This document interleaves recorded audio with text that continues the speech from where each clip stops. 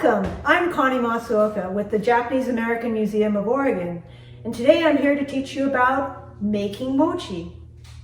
Mochi is an age-old tradition, goes back way beyond. And it's very easy. It consists of rice, a special kind of rice, mochi rice, which is the short grain, sweet glutinous rice. You'll see it in this bag. It's the shochikubai. That's what you'll normally see in the stores. What we do is we'll soak it overnight in water, drain it. So that's what we're going to do, and we're going to put it in the machine. In the early days, it wasn't that easy. You needed a lot of brawn, heart, muscle, bravery to make mochi. Mochi was an all-day, maybe week-long experience where you would have to cook the rice first on an open fire outside, and then transfer it into an usu, which we'll show in a picture, and pound it by hand with these huge mallets. And then somebody would have to go in and flip it to make sure that it got evenly pounded and made a nice smooth dough that we know as mochi. But today we're going to make it really easy. With modern technology, we have a mochi machine. Every one is a little different. This is a very old one. Well, very old meaning about over 30 years.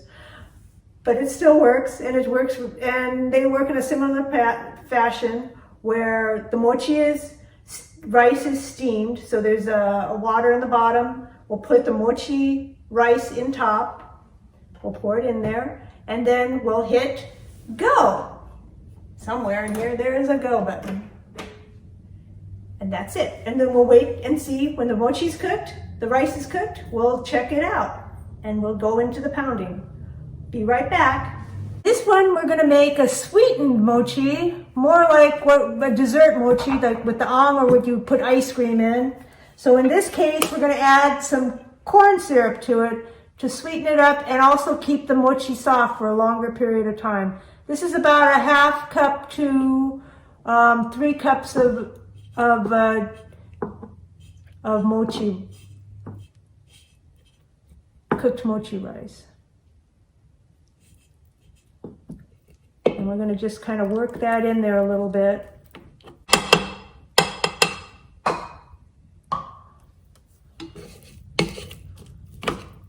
Kind of incorporate the corn syrup into it so that it beats up evenly into the mochi. And then we're going to hit the pound button.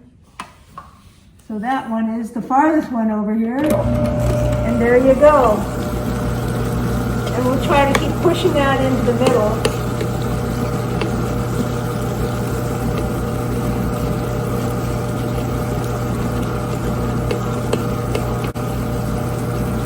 And this will mash up, and then it will form, and we'll know when it's done when it forms a very smooth ball and pulls away from the sides by itself. Oh, and one more thing I'm going to do is I'm going to add a little color to it to make it pretty. We'll add a drop or two of food coloring.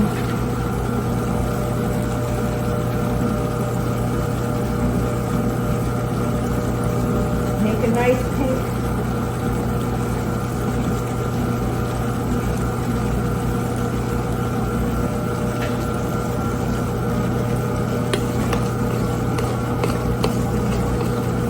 Make it a little festive.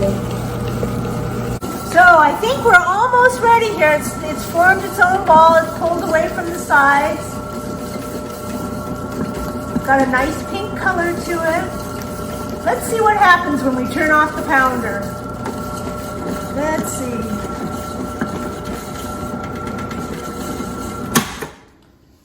Oh, it's still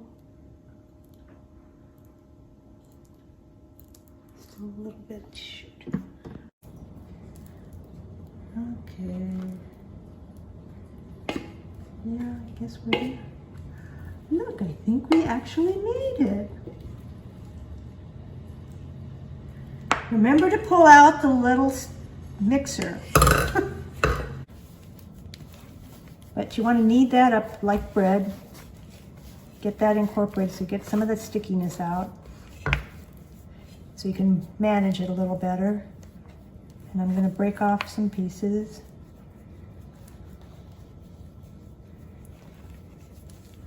Probably want to break off all your pieces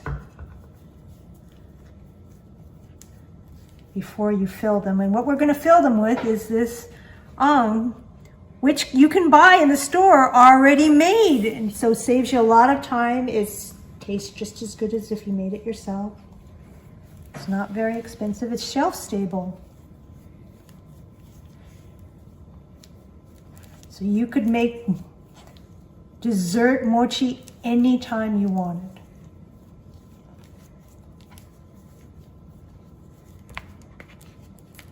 And what you usually do is pinch it off between the thumb and forefinger, make about walnut-shaped ball.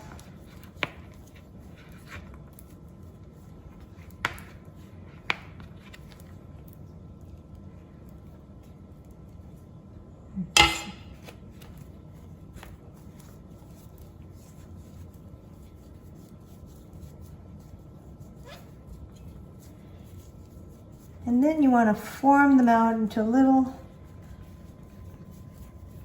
nice little half circle, or a full circle, I'm sorry, full circle.